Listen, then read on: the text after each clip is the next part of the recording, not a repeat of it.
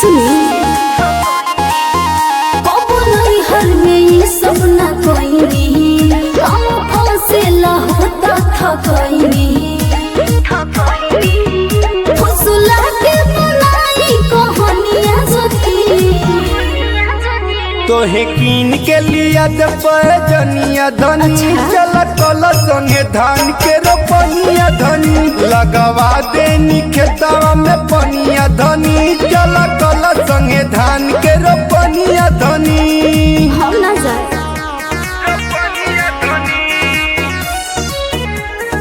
music by Sandeep Singh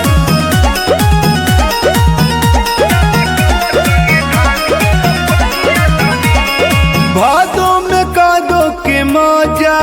ले लायावा ना हो लोहर में कला रोपनिया हाथ बटावा हम ना जाए सुनी बोलो यारी पडार चुकोई बका हो ए बोलो मुआ खटा के मुई बका हो अपना कनिया के सोनी बचनिया तनी तोहे कीन के लिया पैजनिया धनी चल कल संगे धान के रोपनिया धनी लगवा देनी खेतवा में पनिया धनी चल कल संगे धान के रोपनिया धनी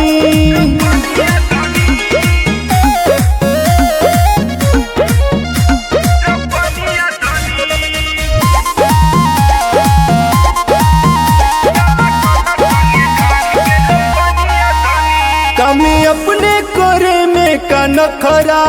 कर तारू काहे ना करी मजबूरी तुम औरत के बूझो में हरारू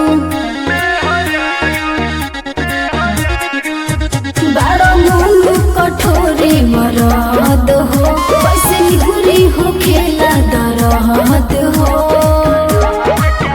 गोइल पाक में बनी रुज बदनिया सनी